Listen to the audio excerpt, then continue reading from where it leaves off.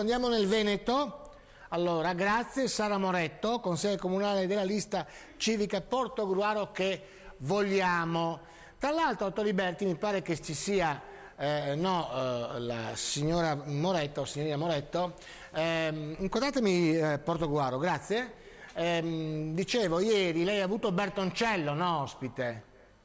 Sì. Bertoncello ha detto, se non vado errato, che se lui non poteva fare il sindaco perché la maggioranza, tra virgolette, cioè gli 11 consiglieri che sono la minoranza, si fossero dimessi e quant'altro, lui non poteva più candidarsi al sindaco, è vero? In caso di sue dimissioni però. In caso di sue dimissioni. In questo caso, dottor Liberti? Se invece infatti se decade può ricandidarsi. Se decade, non per volontà sua, può ricandidarsi comunque. Certo. No, perché altrimenti non riesco a capire il perché, insomma, deve dimettersi Bertoncello. A che pro? Ma questo lo chiedono i suoi avversari. Ma nemmeno morto uno si dimette, no?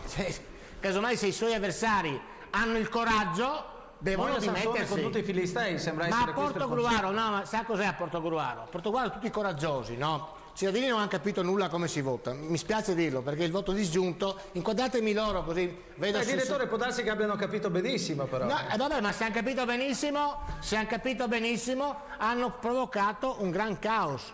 Mi scusi, due le situazioni. No, Forse era quello che volevano. Come? E come fa a governare un sindaco con 10 consiglieri, scusatemi, quando dall'altra parte ce ne sono 11? Dottoressa Moretto. Ma guardi, non può governare. No, è molto difficile. Io penso però che i cittadini non abbiano sbagliato. Hanno deciso di utilizzare il voto per premiare il sindaco che intendevano avere per i prossimi 5 anni. No, non ha capito, Moretto, no, Moretto non ha capito. Non ho detto che ha sbagliato votando Bertoncello.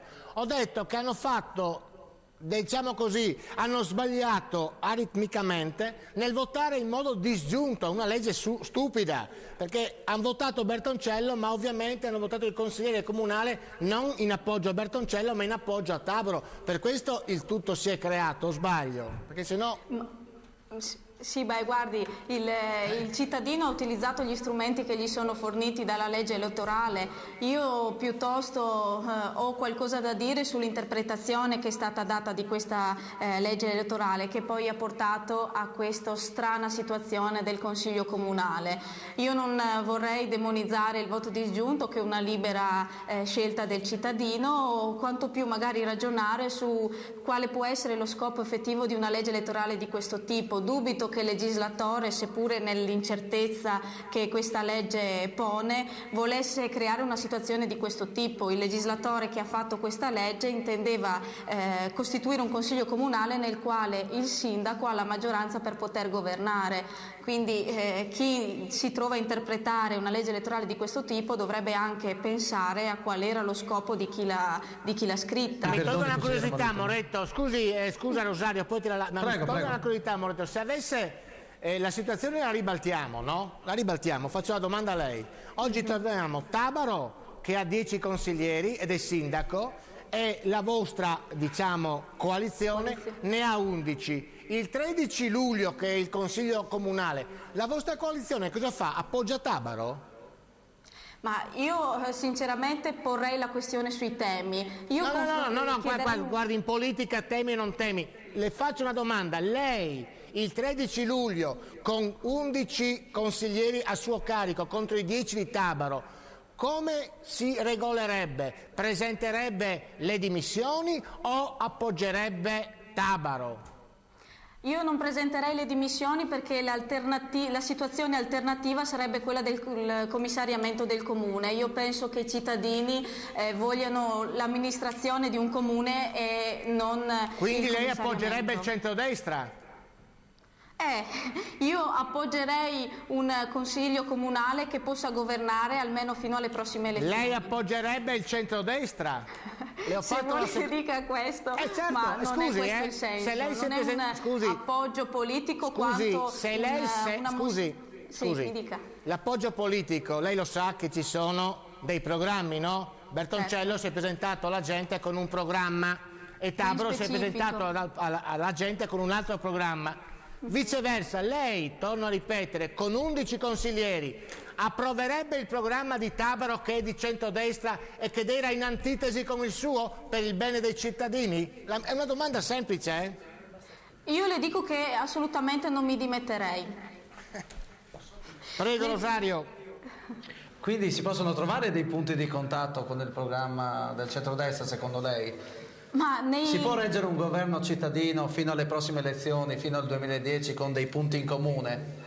Ma noi abbiamo un senso di responsabilità nei confronti dei cittadini e il senso di responsabilità lo metteremo in atto presentandoci in Consiglio Comunale con il programma dettagliato che abbiamo pubblicato e chiedendo anche all'opposizione lo stesso senso di responsabilità nel cercare di garantire a Portogruaro un governo fino almeno alle prossime elezioni, a meno che il ricorso non ribalti la situazione. E secondo lei si può ribaltare tutto? Alla luce anche dei voti che sono stati annullati alla lista Città dell'Emene a Lugugnana? Sì. Perché questo ci ha detto Padovese la settimana scorsa. Ma in questo momento il ricorso riguarda l'interpretazione della legge e quindi anche dell'interpretazione del famoso apparentamento con la Città dell'Emene con rifondazione. Quindi è in questo ricorso che noi dobbiamo porre la fiducia in questo momento.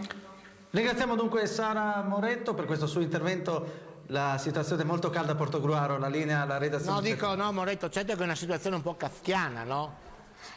Sì, siamo i primi ad ammetterlo, insomma. Perché voi ovviamente, giustamente, anche dalla parte politica, accusate, no? Perché sapete che più o meno la maggioranza non l'avete oggi come oggi, inquadratemi Portogruaro, più o meno, uso un termine eufemistico, non l'avete per nulla. È ovvio che a questo punto, sentendovi franare sotto i piedi il terreno, cosa fate? Dite attenzione ai cittadini di Portogruaro, perché se quelli del centro-destra si dimettono, la città va a catafascio. A quel punto avete dato nuovamente la palla bollente a Tabaro e compagni, che si guardano bene diciamo, dimettersi, perché altrimenti cosa risultano? Risultano agli occhi dei cittadini quelli che mandano a catafascio. Io non vorrei essere uno di voi. In questo momento la situazione è questa, non è uno scaricabarile, mi creda, è la volontà di evitare il commissariamento che comunque non fa bene a nessuno. Ho capito, però non mi ha saputo dire nemmeno rispondermi se lei era al posto di Tabaro. Meno male dico, no? Dice. Grazie. Non mi trovo, quindi. Grazie.